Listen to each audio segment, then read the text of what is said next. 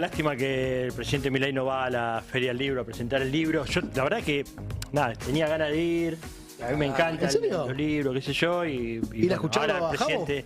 Ahora, no tengo ganas de ir a la Feria del Libro, alguna presentación, qué sé yo. Y ahora me dicen que no va. No va. Estoy un poco triste, no sé dónde lo modifica. Pero bueno, me parece que voy a ir a otra presentación del libro. Este se llama ¿Qué es América Latina hoy?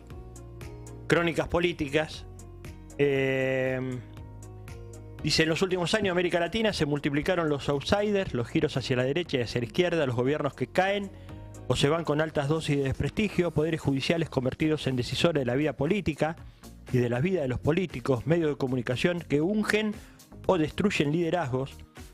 Al mismo tiempo, mientras los movimientos populares luchan contra sus propios límites frente a la ola reaccionaria, nuevas fuerzas de ultraderecha emplean estrategias similares en todos los países de la región, poniendo en discusión incluso la necesidad de justicia social en el continente más desigual del planeta. Como corresponsal, Marco Teruggi fue testigo de los acontecimientos que están reconfigurando el tablero político regional: insatisfacción democrática, alzas y bajas de gobiernos progresistas, guerras judiciales y mediáticas, luchas sociales en el campo, en la ciudad, crecimiento del crimen organizado, nuevos flujos de migración económica y política. En algunos casos se trata de temas eternos, en otros, puntas de un ovillo que recién se está mostrando. Un cronista, 12 países y el enigma de un continente en ebullición. ¿Qué es América Latina ya lo hoy? Quiero, ¿eh? Lo firma Marco Teruggi. Bienvenido, Marco. ¿Cómo estás? Bueno, acá está el libro. Lo voy a dejar acá, así lo ven en la tapa. Gracias por venir, Marco. ¿Cuándo se presenta el libro? Gracias a ustedes por la invitación. Por favor. Lo presentamos el 11, primera actividad pública. Lo publicó Futurock, ahora está en la Feria Internacional del Libro, está recién salido de la imprenta, así que está fresco, me manché las manos con tinta, mirá. No hay nada más lindo que el olorcito al libro nuevo. Yo tengo un tema con el libro objeto, viste, que... Terrible. Porque ahora, la verdad que afortunadamente hay acceso a información, a conocimiento, a libros, a través de internet, etcétera. Los que tenemos un poquito más de años, la mejor manera de encontrar conocimiento, si era ir a un libro en papel, no había mucho otro, una revista, un diario, pero bueno, para entrar un poco más tenías que ir a un libro. Y yo tengo una cosa como medio como fetichista con los libros, ¿no? Me gusta el libro, necesito el libro, verlo. Así que nada, lo recibí. Y aparte conociendo a Marco, y nada, me puso muy contento este trabajo, y como sé que es una persona muy rigurosa en su laburo, etcétera, imagino que te lleva un montón de tiempo, laburo, leerlo y releerlo. Bueno, contanos cómo fue un poco el proceso, cómo nació la idea. Bueno, son 2 años de trabajo, exactamente. Empezó en mayo del 2022. Empezó en Colombia, cuando estábamos haciendo la campaña de la vicepresidenta Francia Márquez, y terminó en Guatemala en el mes de enero, justo cuando estaba asumiendo Arévalo, que es el actual presidente. 2 años en los cuales pasaron un montón de cosas, y yo tuve la oportunidad o privilegio, porque el periodismo hoy, poder viajar es un privilegio, de estar en muchos de esos acontecimientos. Elecciones, las de Brasil, o cuando asumió Lula da Silva, lo que fue la revuelta en Perú, cuando fue la crisis que dio lugar a la asunción de la actual presidenta Dina Boluarte, los 50 años del golpe contra Allende, nuestra propia realidad, o la situación en la cual se encuentra México. En cada uno de los lugares donde estuve dije, acá hay algo que hay que contar. Que contar en un formato que perdure, ¿no? Esta suerte de ambición de que quede algo más allá de lo inmediato, de las redes, de los ensayos, de las crónicas, que uno sabe que se van como de alguna manera, no sé si perdiendo, pero sí tienen algo más efímero. Y aquella vieja ambición de que quede en un formato impreso, en un papel, para que diga, acá hay este pedazo de América Latina hoy, que no está en su mejor momento, pero que nos interpela para pensarlo de conjunto. O sea, pensar a Argentina también desde el espejo continental. Pues es que, claro, yo pensaba, digo, siempre América Latina tiene una historia como muy tumultuosa, etcétera. Entonces, lo que pensaba era, ¿habrá un hilo ahí que relaciona todos estos movimientos que contás? Porque la verdad que esto parece tan distinto todo. Vos decís, bueno, el proceso de Chile es tan diferente al de Brasil, aunque tiene un montón de cosas parecidas. Porque decís, bueno, hay uno, digamos, enfrente uno de ultraderecha con uno más progresista, y en Brasil... Pero es tan distinto como es tan distinto Perú de Ecuador, la situación en Honduras, en Guatemala. Bueno, hay como... ¿Qué encontraste vos cuando te sentaste y dijiste, bueno, ¿qué pasa acá? Hiciste un mapa, me imagino. y dijiste, uy, mira, acá está pasando esto. ¿Qué viste? Voy, por ejemplo, a un tema que me parece central, que es la existencia de los outsiders en América Latina. No importa el color político que sean, hay en el último año y medio, 2 años, elecciones donde aparecen candidatos que no estaban en el mapa político tradicional. Puede ser un candidato de tipo campesino, Castillo. como Castillo, un progresista académico como Arévalo en Guatemala, acá mismo Milei, o Petro, que compitió el presidente de Colombia contra Rodolfo Hernández. Hay un escenario que se plantea en la mayoría de los países como de disponibilidad. Hay esta famosa insatisfacción democrática y el espacio para que emerja alguien. Ese alguien puede ser relativamente programado, pensado, ensayado viendo ese espacio, o nacer de una serie de circunstancias medio como del momento, como pasó en Perú. Pero eso me parece que es un dato central, ¿no? Hay un agotamiento, como si ninguna fuerza política lograra realmente dar respuestas, y por ende se va buscando qué es lo que sigue. Y en qué es lo que sigue, acá tenemos a Milei, pero en general en el continente, salvo excepciones, tenemos lo nuevo. Y lo nuevo puede ser de cualquier signo político. Puede ser Petro, que estuvo un montón de tiempo intentando llegar y que pertenece a una fuerza como más tradicional, política también, digamos, si se quiere, la izquierda, la centroizquierda, y nunca había podido ganar. Colombia siempre tuvo no sé cuántos años gobierno de derecha, pro-yanqui, qué sé yo, y de repente, digamos, ¿vos crees que una de las características centrales era que era distinto? Y competía nuevo contra uno que era aún más distinto, que era Rodolfo Hernández, que era un señor bastante viejo y bastante como particular en cuanto a cómo hacía su campaña. No hacía actos de masas, hacía solo grupos de WhatsApp y tenía una política muy fuerte de redes sociales y era desconocido hasta que de repente emergió y le fue bien. Y casi le gana a Gustavo Petro. Claro, yo pensaba eso, cuando hablaba de ese escenario tan ecléptico, ¿no? Pensaba en Internet y en esa herramienta que apareció en la política, que evidentemente algo ha hecho, ha democratizado las campañas, no sé bien qué, pero que tiene su impacto, sin ningún tipo de dudas. No sé. No sé, se lo pregunto, digo, sé, digo, puede ser una opción. No lo sé, no lo sé. No lo sé tampoco. Bueno, hay un terreno ahí, bueno, bien conoces el terreno de las disputas en el ecosistema digital, como se dice, que yo creo que es un espacio que primero creo que ya todas las fuerzas políticas tomaron noción de que ahí hay un campo central para disputar. Creo que en general las derechas lo tienen más claro hace más tiempo y tienen estrategias articuladas. O sea, si uno va a las campañas, en general las fuerzas de derecha comparten estrategias en sobre todo Twitter, por ejemplo, y en general en redes sociales. Ahí hay un debate interesante, ¿no? Porque el garante de la democracia sería Elon Musk en ese razonamiento. Claro. Bueno, entonces uno, digamos, yo me lo pregunto, digo, me parece que hay que hacer el esfuerzo de preguntárselo. Tal vez no la tenemos la respuesta todavía, algunos la tendrán porque lo estudiaron más, pero... Y al mismo tiempo estuvo Castillo, que prácticamente está barrido de un caballo, por decirlo de alguna manera, ¿no? Como literalmente. Con un poncho. Todo lo contrario, claro. Sí, me parece que ahí logró conectar con una demanda de cambio que había. Ahora, así como asumió, duró muy poco. De hecho, cuando asumió, el debate era, ¿va a durar hasta el final del mandato o no? Porque Perú es el paradigma del país con un modelo económico intocable, nadie debate el neoliberalismo en Perú, y un sistema político altamente frágil, ¿no? Un poco un modelo que a veces, pensando en lo que nos pasa en Argentina, es interesante verlo en un espejo de lo que no quisiéramos ser. Que son presidentes pintados, poderes legislativos que pueden hacer y deshacer, empresas transnacionales que nunca pierden y ese orden económico que no se debate. Cuando Pedro Castillo hace esa famosa declaración que después termina preso, dice el modelo económico no se toca. O sea, cuestionaba muchas cosas, los privilegios simbólicos, las regiones, la capital. Ahora, el modelo era lo que no se tocaba. Y creo que eso... Él mismo decía eso. Él mismo decía eso. Ah, mirá. Y creo que eso es el paradigma peruano, que de alguna manera nos sirve para pensar cosas que nos pasan en Argentina. Tiene un montón de recursos, pero no dispone de esos recursos ni de esa renta que deja los recursos. Bueno, acá economías extractivas, ¿no? Totalmente, es así. Me parece que ahí el riesgo también es porque si uno piensa qué pasó acá en Argentina, si vos pensás incluso en las fuerzas más progresistas, cuando tienen que definir un candidato, terminan definiendo un candidato que no cuestiona del todo el sistema. Llámese Daniel Scioli, llámese Alberto Fernández, ¿no? O sea, fíjate cómo ese discurso termina impregnando también a nosotros y nosotras, y terminamos pensando que un candidato que no cuestiona de fondo el sistema es el más razonable para representarnos. Después, bueno, te encontrás con el límite que se encontró, me parece, en este caso, el Frente de Todos cuando en el ejercicio efectivamente esa persona es eso que, porque la verdad que hay que decirlo, porque No, si no Sergio dicen Tomás Alberto, también, claro. dicen, no, pues si no dicen no, Alberto, que yo, no, Alberto, la verdad que nunca propuso algo distinto. Eso es lo que uno imaginaba que iba a ser Alberto, como imaginaba que hubiera podido ser un gobierno de Scioli, y qué sé yo, digo, pero la verdad es que nosotros mismos somos lo que pensamos.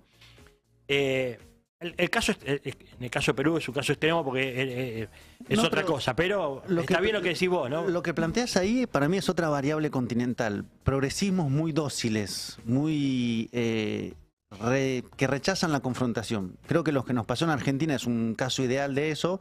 Ahora uno cruza la cordillera y va a Chile y también hay un progresismo similar. Claro, Esta idea de pareciera, ¿no? voy a hacer un mantenimiento del statu quo, pero intentando que sea menos desigual o que impacte menos.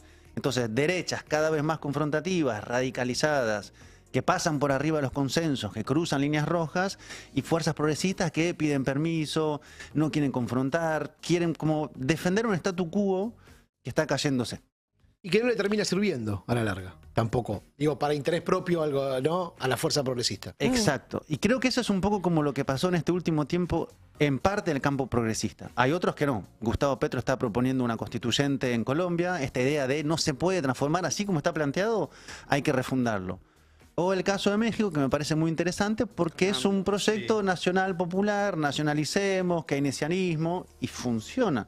Hay popularidad, hay crecimiento, hay mejores condiciones de vida. O sea, hay un diálogo también entre el campo popular, de izquierda, progresista. Pero igual le aparece una candidata, en este caso, en un candidato, también que no sabemos bien de dónde viene o cómo, que tiene ideas, cada uno con su particularidad, ¿no? Pero parecidas a la de, en todo caso, a la de Milei o algo por el estilo, y pone un poco en jaque el sistema político mexicano, ¿no? A pesar de esto que decís vos. Lo que consigo, ¿no? Pasa eso también. Sí, intentaron construir una candidatura de esa naturaleza. Yo creo que lo que deja Andrés Manuel López Obrador es muy fuerte en términos de popularidad, de crecimiento económico y logra una transición ordenada a otro mandato, lo cual también en el continente es bastante difícil, ¿no? Claro. Porque Está creo bien. que a principios de siglo estábamos acostumbrados a 2 o 3 mandatos de un presidente y ahora son mandatos cortos. O sea, es muy difícil proyectar más allá del tiempo de una jefatura en el Ejecutivo. Acá no está pasando en Argentina, son Macri, después sigue Alberto, después sigue Milei, o sea, nadie logra construir una hegemonía. Ahí está. Como había a Está principios bien. de siglo. El Claro, Lula que exacto. hacía mandatos, le pasaba a Dilma Rousseff, o sea, después se interrumpió con un golpe. Pero había un mediano plazo. Claro, lo mismo en había un Bolivia. mediano Claro, claro. plazo. En Venezuela había un mediano No, plazo. en Argentina, nosotros tuvimos a En Argentina. Néstor, Cristina. Digamos, en un momento, la verdad que aparte se fue 49-51, podía haber salido para otro lado la moneda, bueno, salió así, por un montón de razones. Nosotros esas las entendemos, las reflexionamos, las discutimos mejor. Sí. Ahora, pero en otros países nos cuesta un poco más. Y para no ir solo a elementos, no sé si negativos, pero que dan cuenta de una crisis, creo que también América Latina hoy es el principal continente donde se ensayan alternativas, del tipo ampliar la democracia, recuperación del Estado. O sea, si uno ve, por ejemplo, el campo de ese gran universo de las izquierdas en Europa hoy, hay un panorama bastante pobre. Quiero decir, lo más avanzado que hubo fue lo de España y está en un proceso de ruptura y pérdida de fuerza. América Latina, aún así, con todas sus dificultades, es donde se ensaya. Alternativas al neoliberalismo, movimientos sociales, grandes liderazgos, recuperación del Estado en un momento donde se cuestiona el Estado y avanzan las grandes empresas. Es un continente que es un gran laboratorio. No, y pero eso me parece que es como muy importante reivindicarlo. Y mirá lo que pasa con el tema Lula, ¿no? El regreso de Lula a poder, eso fue muy potente, muy importante, muy poderoso. Un Lula con su bandera. Más allá de las alianzas, ¿no? Que hace para llegar al poder. Bueno, eso ahí me imagino que debe ser uno de los temas de Brasil, ¿no? Sí, está planteado. Pero vos decís Brasil, Colombia, México, ¿no? 3 países como centrales de América Latina con proceso de un cambio muy profundo, ¿no? Sí, y a su vez hay como otra serie de claves comunes. Por ejemplo, ¿qué implica para una fuerza progresista, nacional y popular irse del gobierno? ¿Qué tipo de sistemas democráticos hay en América Latina? Uno ve lo de Ecuador, por ejemplo, que se fue la Revolución Ciudadana y hoy, años después, ingresan por la fuerza a la Embajada de México, se llevan secuestrado al ex vicepresidente, hay un proceso de persecución explícito sobre el conjunto de la fuerza política. O sea, también hay un debate sobre la democracia, digamos. ¿Hasta qué punto hay un campo de enfrentamiento democrático o hay sectores de la derecha que han dicho, bueno, vamos a ir por vías no democráticas? O sea, Lula está hoy en el poder político porque hubo un golpe de Estado que no fue pero Bolsonaro intentó hacer un golpe de Estado el 8 de enero del año pasado. Claro. Y en el caso ecuatoriano hay una persecución explícita y se cruzan las líneas rojas y me parece que es parte de la época también. O sea, hay cosas que no se hacían que ahora sí se están haciendo. Sí, pero eso no parte desde Estados Unidos. Digo, lo de Ecuador, de alguna forma nadie va a entrar a una embajada y todos los analistas internacionales decían que hay una especie de una levantada de bandera, decir, bueno, avancen, ¿no? Porque le pegaba justo a AMLO, que se va con el 60% de imagen positiva en un proceso de elecciones recientes. Porque es un territorio en disputa, en definitiva, América Latina hoy por hoy, ¿no? Entre las dos grandes potencias, si querés, China y Estados Unidos. AMLO lo dijo. Ecuador no hubiera hecho eso si no tenía el aval de una potencia detrás. Esa potencia cae de Maduro, que es Estados Unidos. ¿No crees que empezó con Áñez, por ejemplo? Con el golpe... Bolivia. Sí, bueno, Bolivia. ese fue un punto de ruptura muy claro, que ahí se explicitó, digamos, la ruptura democrática y cómo el conjunto de las fuerzas de la derecha respaldaron esa ruptura democrática. En el caso del gobierno argentino de Macri se enviaba, pero también el de Lenín Moreno, respaldo a la dictadura que ahí se instaló. Y creo que es un poco este momento donde se agudiza la disputa global traducida en América Latina. Hay una agresividad mayor de Estados Unidos y si me preguntás a mí cuáles son hoy los dos países más importantes para el avance estadounidense, son Ecuador y Argentina, sin lugar a dudas. Claro. O sea, en Ecuador han declarado la guerra contra las drogas, que es una formulación donde uno sabe que llega el desembarco estadounidense, con Laura Richardson del Comando Sur a la cabeza, y acá en Argentina estamos en una situación más o menos parecida, donde hay campañas contra la base de observación china, el anuncio de una base integral conjunta en el sur del país, y compra de aviones F-16 que sirven para poco, salvo para gastar plata. Y Richardson cuando vino habló de lucha contra drogas también, contra las drogas. Estamos con Marco Teruggi a propósito del libro que va a estar presentando, que acaba de salir, que es América Latina Hoy, Crónicas Políticas. Vamos a un pequeño corte y seguimos. 11 25 80 93 60 es la línea de comunicación y en un cachito nos metemos nos venimos un poco más a Argentina, si te parece, Marco, porque... Bueno, nada, estuve viendo algunos medios internacionales, veo que sos muy requerido para dar la mirada sobre el mundo. Quiero saber qué pasa en la Argentina, Milei, y me gustaría saber qué pensás. 11 y 5. AM 1070. Justo estuvo una diputada de... ¿Viste? Los libertarios son todos iguales como los chinos, son todos iguales. Son todos iguales, una sí. diputada libertaria sacó una foto, subió al Instagram con una pistola Versa, qué sé yo. Así que después vamos a averiguar de la birna esta de que Menos se mal trata. que no la birra la pistola, ¿no? Porque si no... Bueno. Sí. Qué revelativo ese comentario de Mondino, ¿no? Los chinos son todos iguales. Oh. Ah, ¿qué? O sea, para mí es como una transparencia de cómo ve las cosas muy fuerte, digamos, ¿no? Creo que es cultural, idiosincrático, muy profundo, como una subordinación sobre Estados Unidos, Occidente, Europa, y a su vez una mirada de superioridad sobre, en este caso, China. Y por eso, no sé si siquiera se da cuenta de lo que está diciendo. Pero lo tenemos el video, vamos a ver el video ese que preparaste sobre el tema Mondino. Sí. Bueno, porque digamos, hay gente que tal vez no sepa, la ministra de Relaciones Exteriores de la Argentina estuvo en China, de China se fue a París para una reunión con la OCDE, donde probablemente entremos dentro de 30 o 40 años, pero fue una reunión y tuvo una entrevista con Clarín, con María Laura Viñolo de Clarín, y cuando le hace una pregunta sobre las relaciones con China, etcétera, le dice que los chinos son todos iguales. Dice eso.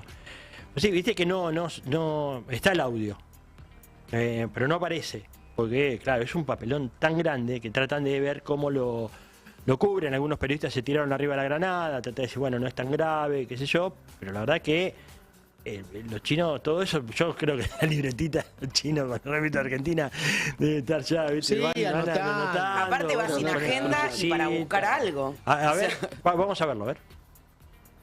Son chinos, son todos iguales. Cambiamos de tema y nos ocupamos de lo que pasó, etapa de los diarios hoy, es uno de los temas más importantes, con la canciller Diana Mondino, que tuvo una frase muy polémica en el contexto en el cual el gobierno nacional busca saber qué pasa con la base china en Neuquén, que despierta tanta suspicacia. Estados Unidos quiere saber qué pasa, todo el mundo quiere saber qué pasa, y es una parte del territorio argentino que fue cedido a China. Da una entrevista con Clarín, Mondino, y dice: Los chinos son todos iguales, viste que no sabés si son civiles o militares.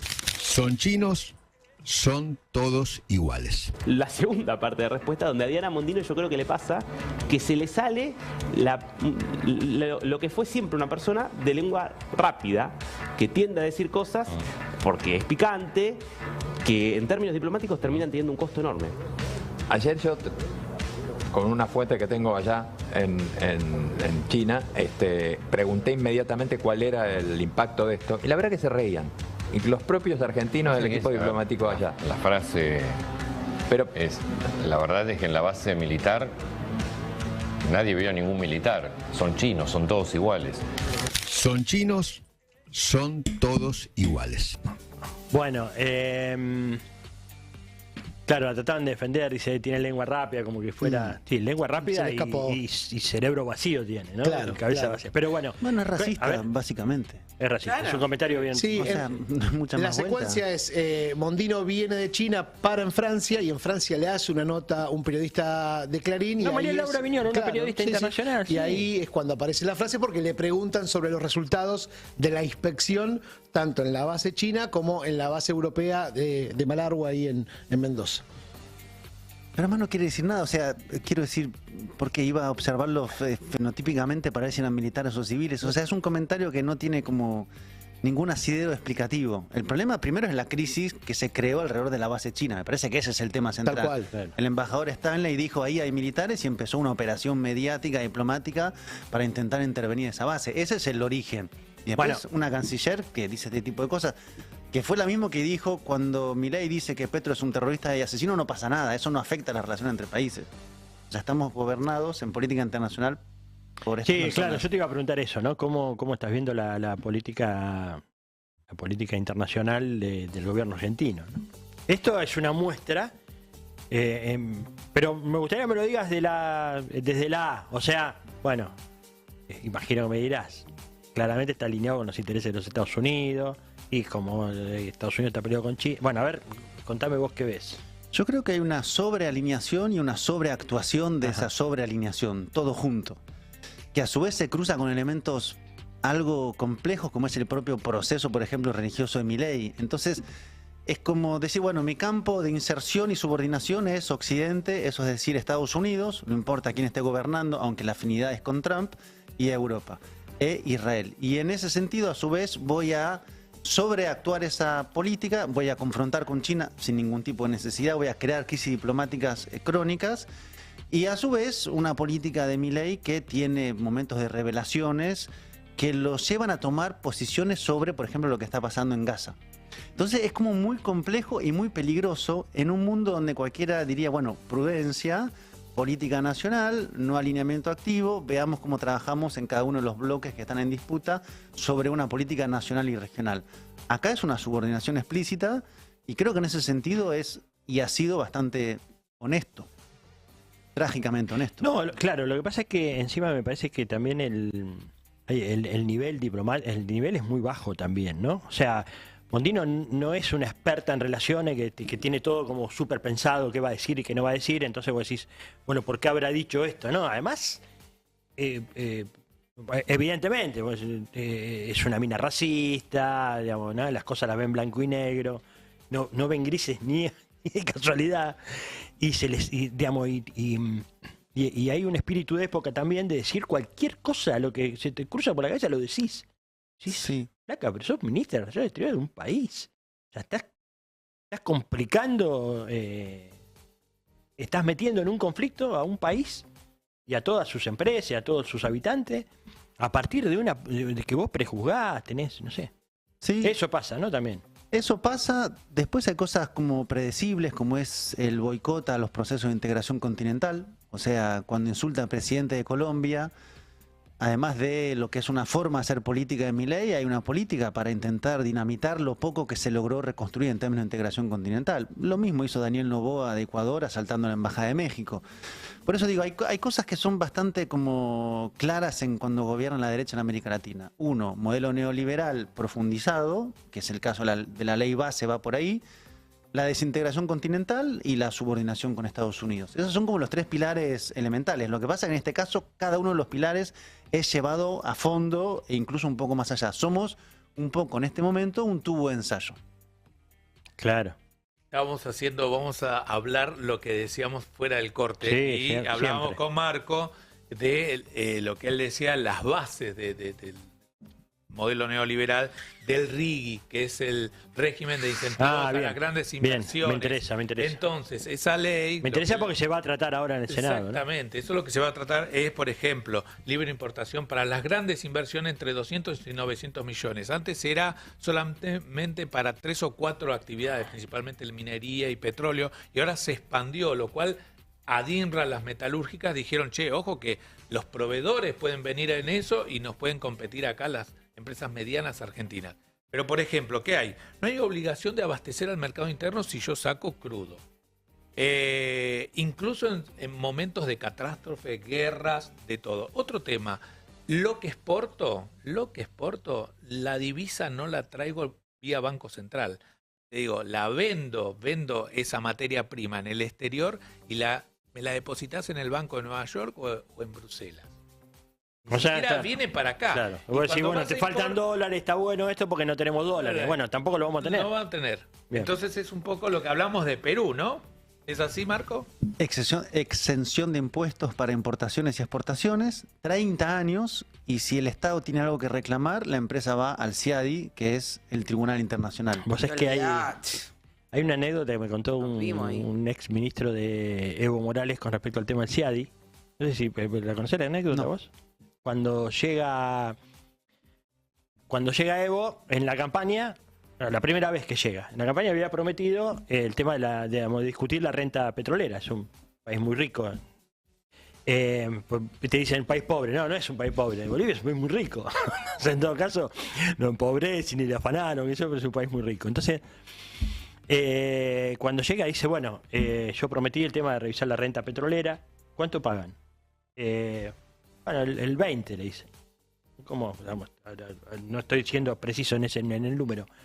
¿Cómo el 20? Sí, el 20. ¿Y cuánto se llevan? El 80. ¿Y por qué? Bueno, porque internacionalmente. ¿Y si le cobramos el 30? ¿Qué pasa? Y no, se van a ir porque eso ahuyenta las inversiones. Acá está Exxon, la Shell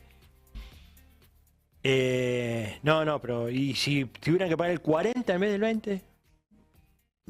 Bueno, entonces le dice el de Energía, el ministro de Energía, le dice, bueno, pero decime bien, ¿hoy qué es? Jueves. El lunes, decime, si nosotros le cobramos el 40, ¿qué pasa en la ecuación? Entonces, le dice, no, lo que pasa es que si le cambiamos las condiciones del contrato, vamos a ir al CIADI. Y Evo le dice, ¿qué es el CIADI? No, es donde se resuelven las controversias. Bueno, vayámonos del CIADI, le dijo. Si ellos no van a determinar nosotros la política económica de nuestro país, de nuestros recursos, vayámonos de ahí. No me interesa el CIADI. No, pero no tenemos problema para... No me importa. No me importa. Resultado, el lunes le llevó los números al ministro de Energía y cambió la ecuación. En vez del 30 que le quedaba al Estado boliviano y el 70 a las empresas, le quedó el 30 a las empresas y el 70 al Estado boliviano. Empezaron a cuestionar las empresas y Evo dijo, bueno, el que se quiere ir se va y lo toma el Estado, así que no hay ningún problema.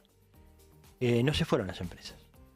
Las empresas no se fueron, el Estado recaudó y Bolivia le cambió, la cara, notable. a partir de ahí Sí. le cambió la cara a Bolivia. A veces pasa eso, ¿no? Pero bueno, era Evo, era otro momento y qué sé yo. Pero lo que pasa efectivamente es que, claro, hay instrumentos financieros internacionales que te condicionan. Entonces vos decís, yo no quiero el CIADI, el fondo no te da la guita, vos no podés comprar, no podés pagar, digamos, hay como un entramado. Te cacharon, claro. Hay un entramado que te, que te ciñe a la política, a lo que podés hacer de acuerdo a lo que ellos necesitan. Eso me parece que es lo que está en disputa, y donde aparece ahí el tema de China. China, Rusia, India, los BRICS, etcétera, con poder económico, con poder político, y la guerra que acelera también las transacciones en otra moneda, porque eso era en dólares. Bueno, ahí hay un mundo que está crujiendo también, ¿no? De contexto. Sí, y en este caso nuestro presidente dice es por 30 años, bajo tribunales internacionales que dependen del Banco Mundial, para grandes empresas occidentales, centralmente, está Elon Musk en la primera posición. El Estado va a perder soberanía, va a afectar la industria nacional, no se le va a cobrar impuestos provinciales, locales, y esto va a ser una fábrica de extracción que va a dejar muy poco saldo económico, muy poco trabajo. Entonces hay un problema estructural, y yo creo que lo que está haciendo Milei dentro del conjunto de iniciativas que están como simultáneamente avanzando, están estas que son las más graves, que son las que implican transformaciones de mediano plazo, de modelo.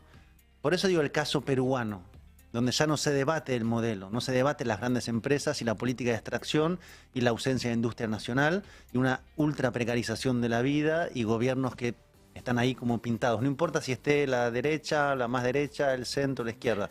Es el modelo que no se toca. Yo creo que la ambición del gobierno hoy es lograr transformaciones de ese calibre. Por eso es tan importante detenerlo.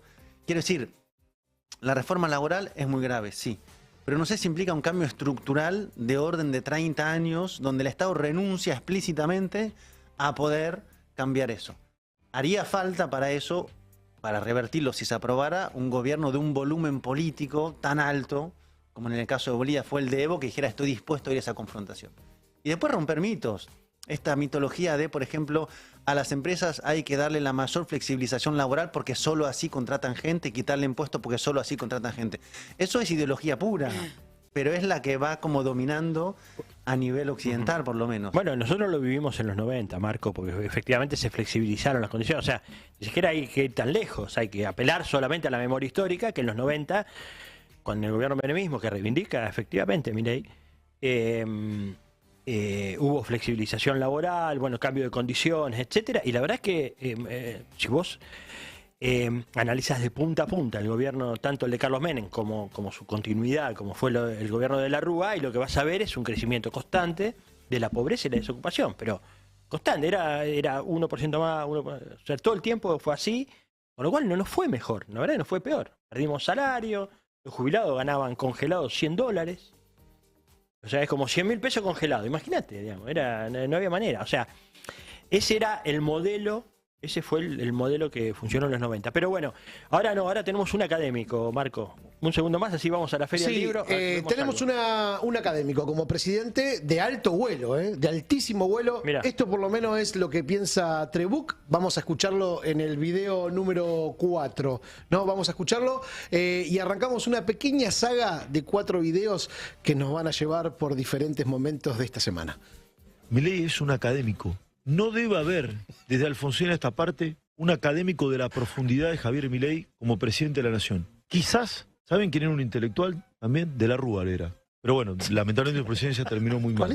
Menem no era un intelectual, Alfonsín un poco, pero si hay un intelectual y un académico Javier Milei. Esta es su 10ª obra. ¿Por qué un intelectual no puede presentar un libro a la Feria del Libro? No lo soportan a Milei. No lo soportan a Milei. Esa es la pregunta que se hace Trebuch. ¿Por qué un intelectual no puede ir a la Feria del Libro a presentar su última obra? Vos sabés que lo subí, el videito ese lo subí al Instagram. Bueno, si no me siguen, el profe Romero en Instagram. Y tuve... A ver, ¿cuántos comentarios tuve? A ver... ¿cuántos comentarios? ¿De dónde lo leí? Acá, 4.963. No, comentarios. ¿Dónde dice comentarios? No me di cuenta. A ver... Bueno, 8.957 comentarios. Solo pasé el video de Trebuch. Es muy querido. El Trebuch es muy querido. Pero bueno, ¿por qué se preguntarán que es un académico? Si no tiene un paper escrito en ningún lado, no ha participado en ninguna universidad nacional dando clases, ¿no? Bueno, porque tiene un doctorado. Ah, mira. Sí. ¿Quieren ver la entrega del doctorado? Sí, por favor. En la universidad. Bueno, recordemos este archivo. Así se recibía Javier Milei de doctor. Así lo presentan. Estamos iniciando la ceremonia de entrega del título de doctorado honoris causa del Instituto Universitario de casualidad no es Karina la que lo han... Esta noche tengo el privilegio, el inmenso privilegio de entregarle un doctorado honoris causa de esta casa. Es su ídolo. Javier Milei. Como ha dicho mi querido amigo Armando Rivas, que dicho sea de paso fue el primer director del Departamento de Investigaciones deseade y profesor Todos de tenemos que verlo. política de esta ¿Hasta ahí casa. quieren? Sí, hasta ahí. Bueno, hasta acá entonces. Bueno, hasta acá, está bien, ese perfecto. Venegas Lynch es como Sí, el Y ídolo aparte de es todos. triste, porque hay un montón de gente que se esfuerza por estudiar, hay un montón de gente que se esfuerza por entender el mundo de una manera, porque va a la universidad Se enojó pública. Pablo, ¿eh? No, me enojo porque de verdad es un... No, bueno, pero es el fondo de la casa Venegas Lynch, está Claro, lindo, lo tiene sí, bien pintado. lo tiene Está bien pintado. bueno. ¿Qué es un doctorado honoris causa, señor Javier Antonio de las Mercedes Romero? ¿Qué sería? No sé, contame, a ver. Ah, no, bueno, es un doctorado que se entrega de onda, digamos, ¿no? O sea, como te quiero mucho, te entrego un doctorado. Bueno, listo. Bueno, dijimos que va a presentar un libro, Sí. Milei, ¿no? Bueno, Correcto. resulta que ya presentó o ya escribió varios libros, pero lo han culpado de plagiador. Ah, ¿que el presidente? No, un español, mira. Un periodista argentino me dijo que estaba elaborando unos reportajes sobre otros casos de plagio de este señor Javier Milei. Yo no lo sabía, entonces lo primero que hice pues fue comprobarlo. Y adquirí el libro, una edición digital de este libro que se llama Pandenomics, y efectivamente pude comprobar de primera mano que había páginas enteras calcadas de ese artículo mío. Antonio Guirao, profesor de física en la Universidad de Murcia, escribió un artículo científico sobre el avance exponencial del COVID que Milei fusiló en su libro. Sí, párrafos enteros. Llamaba mucho la atención que eran los ejemplos que yo había puesto tal cual, ¿no? No era algo académico sacado de cualquier libro, sino era de cosecha propia, y eso saltaba a la vista de primeras. Una epidemia es un fenómeno de avalancha que se amplifica, o el aumento exagerado de una población de palomas en una ciudad. Bien, quizás por eso no pueda presentar su libro en la Feria del Libro, porque plagia absolutamente todo. En verdad, quien escribe el libro, este nuevo libro de Milei, es Nicolás Vázquez. Márquez. ¿Eh? Nicolás Márquez. Márquez, perdón, Bien, lo escribí bien. yo. Ah, Nicolás menos mal que Vázquez estás es un despierto, actor. Marx. Sí. Claro, Nicolás Vázquez es un actor. No, Nicolás Márquez, ahí está.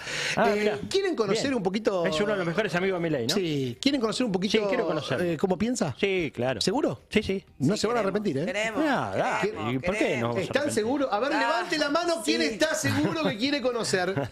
Porque después, bueno, vamos acá. Así piensa Nico.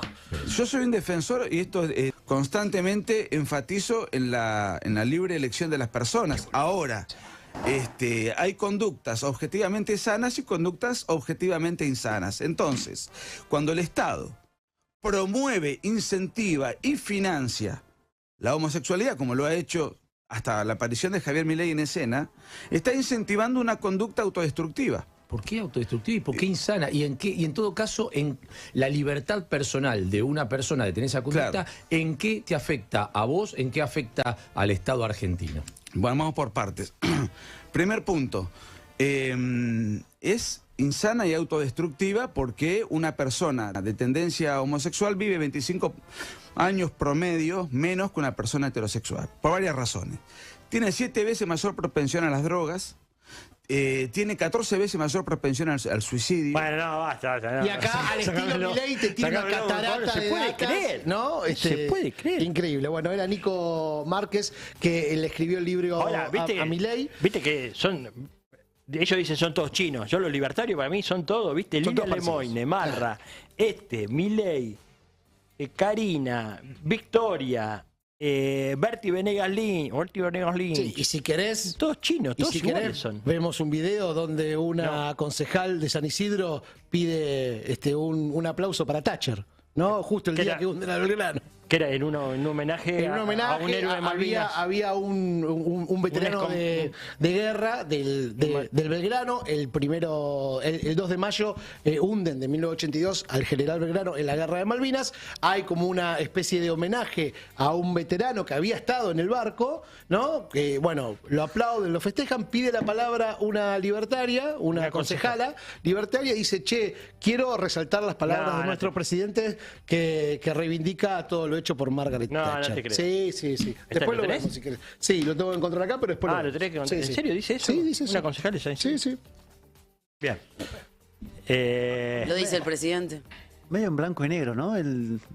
Las burradas que dijo el asesor intelectual del presidente. Pero parecido a algunas cosas que piensa Milei, es medio como prehistórico, ¿no? O sea, me recuerda a cosas que se decían en los años 80 cuando aparecía todo el tema, por ejemplo, del SIDA, entonces toda la cuestión de la homosexualidad, o sea, cosas como... Total.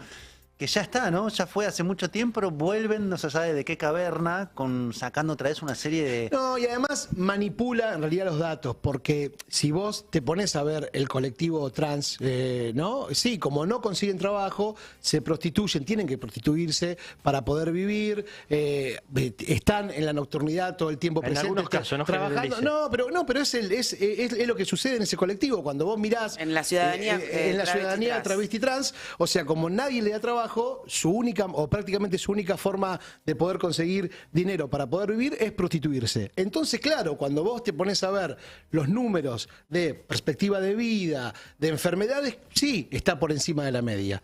Pero no explicás por qué. No, lo que dice que el número ese también es un número por debajo de la media. Cuando apenas apareció el tema del SIDA no había Sí, como claro. todavía el tema de los anticuerpos, etcétera. Entonces la mortalidad era más alta, efectivamente. Pero bueno, nada, bueno, son, No, y aparte son los amigos presidentes. se ¿Lo tenés marcaba ahí, un... el concejal? Sí, ¿quieren ver a la concejala? Sí, quiero. En el video número 28 vamos a hablar a la concejala como prácticamente le rinde homenaje. El día que estaban recordando el hundimiento del barco General Belgrano en la Guerra de Malvinas, un aplauso para Thatcher. Que no siempre tenemos al señor José Mauricio Castillo, excombatiente veterano de Malvinas, y que hoy nos está honrando con su presencia aquí en el recinto. Algunos centímetros más tarde. Concejal Fermo.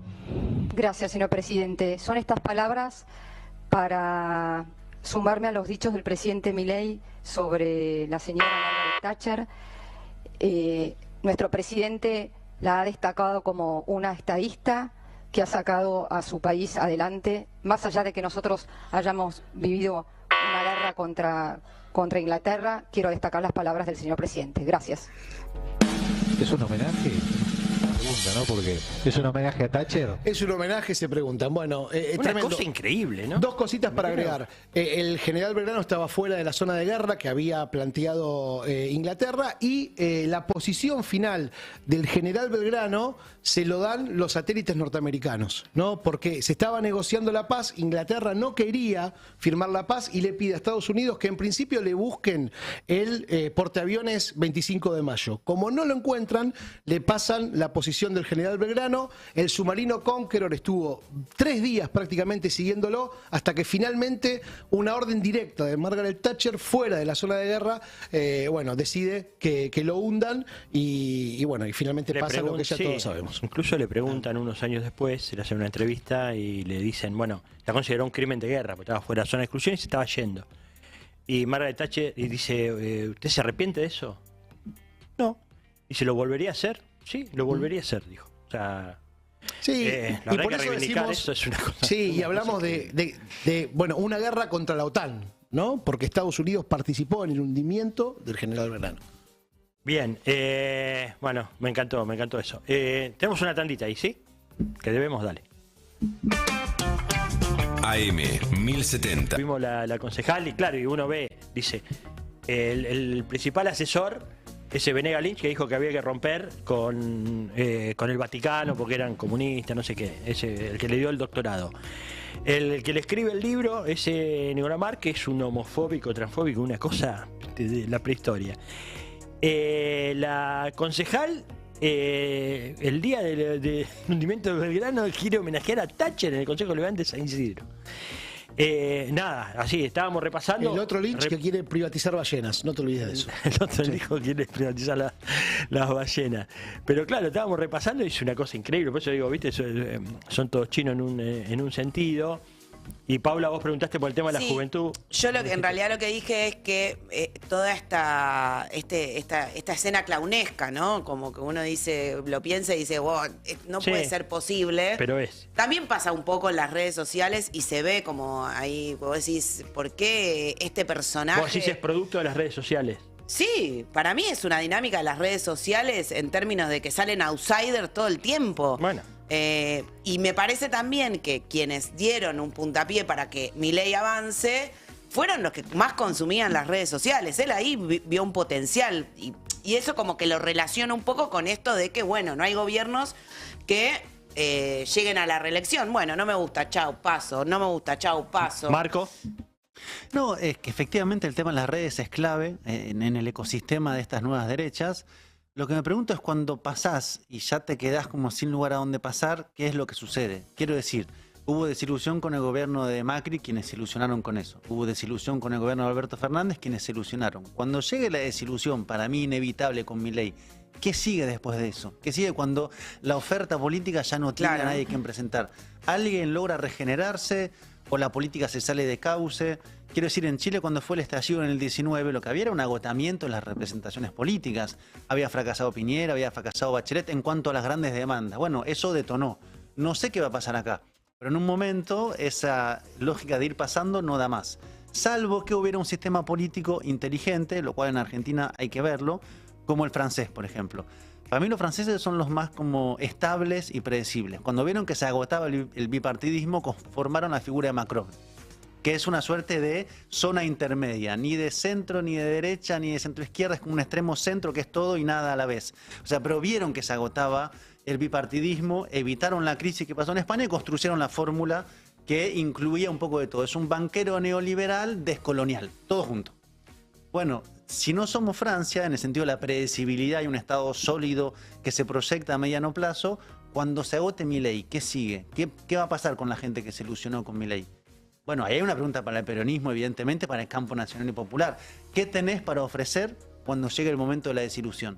Marco Teruggi pasó por el Destape Sin Fin. Bueno, está presentando el libro que es América Latina Hoy, Crónicas Políticas. Lo va a estar presentando en la Feria del Libro. Che, la foto me encanta, la foto que tiene de tapa. Hermosa edición. Espectacular. Hermosa edición. Eso es Ecuador, ¿no? Es una foto de Ecuador del 2019 en realidad, que tiene un tapaboca prepandémico. Es como una suerte vanguardista. Es increíble, porque claro, pues yo pensé eso es de antes. Es de antes. 2019. Yo estaba ahí en ese levantamiento. Fue muy fuerte y muy reprimido, impactante. Bueno, y el libro es de Futurock, de la editorial, que ha hecho un trabajo espléndido. Muy bueno, sí. Felicitaciones a los amigos y amigas de Futurock.